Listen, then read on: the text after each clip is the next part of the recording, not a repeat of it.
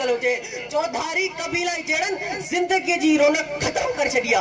4 5 लाश एक घर में पा निकरन, रत जी रांद पई हले, लेकिन कानून जे मथे में का जुआ भी न पई चोरे। आखिर के दर्द जे दानी मायरन जी झोलिया में को दर पुटन जो रत सा वडल जिस्म ई थो निकरी वने, जो झरक बण सा अखिन मा को ख्वाब ॾिरी वने। भेनरन जी भाइरन जे तन ते मेहंदी हण वारी तमन्ना के घोटो पियो अची वने। पीउ जे पोइ नखिन मां पाणी जे गोड़ा निकरण बजाय रत जा गोड़ा पिया निकरन। असांजी नस्ल सां वॾी वई आ, असांजी रग रग रधी वई आ, असांजी नस्ल सां वॾी वई आ, असांजी रग रग रधी वई आ। गभा गभा ती चुरू पुरू था, भगल टुटल के गंजण गुरू था। गभा गभा ती चुरू पुरू था, भगल टुटल के गंजण गुरू था। जिगुर जलियो दिल गरी पई आ, ज़ुबान रत सां भरी पई आ, ज़ुबान रत सां भरी पई आ।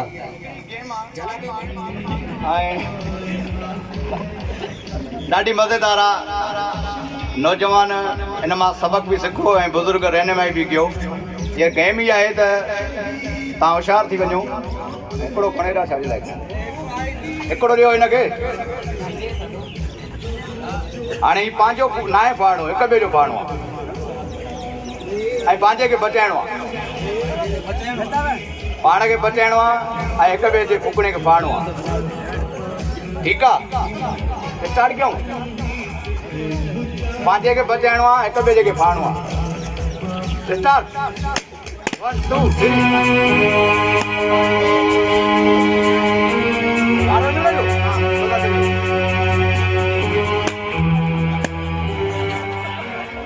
असांजी एक्टिविटी हुई, पर हिन मां इहो ई आहे त बलून खे मां पहिरियों ई चयो त पंहिंजे खे बचायो। पर जेकॾहिं हिक ॿिए खे फाड़ण जी कोशिशि न करा ऐं पंहिंजे खे बचाए न, त शायदि सभु बची वञनि।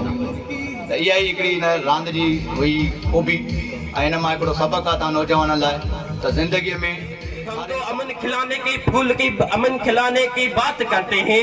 जी हाँ सामईन, तो मैं आज पिरालो के स्टेज पर अपनी तहरीर को तकरीर का रूप देते हुए कहना त असांजे पिरिन जे लोहे जे नौजवाननि सभिनी जेको आहे सुठे नमूने हिन आपदा जे वक़्त में, हिन ॾुखे वक़्त में काफ़ी कोशिशूं वरितियूं आहिनि। भुटनि सां बि मुंहिंजूं ॻाल्हियूं थियूं आहिनि, नारेजन सां बि मुंहिंजूं ॻाल्हियूं थियूं आहिनि। त भुटनि असांखे सुठो रिस्पॉन्स ॾिनो आहे। मां नई देरे वई हुअमि, भुटनि सां मिली आई आहियां। त उन्हनि चयो त तव्हां अचो ऐं असां इन्हनि शयुनि जे लाइ तयारु आहियूं।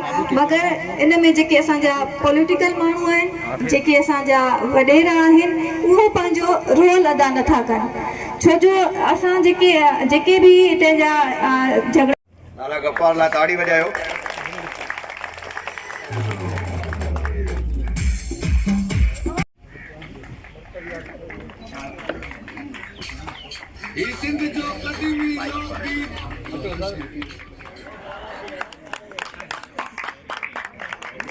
कोई लेक्चर ॾियणु चाहींदो हिन मां?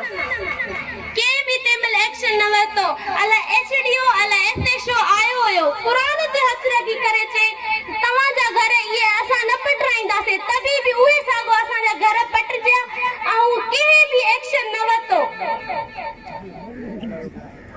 मूंखे ॾाढो अफ़सोस आहे। हाणे मां तव्हांखे हिकु नाच ॿुधाईंदमि।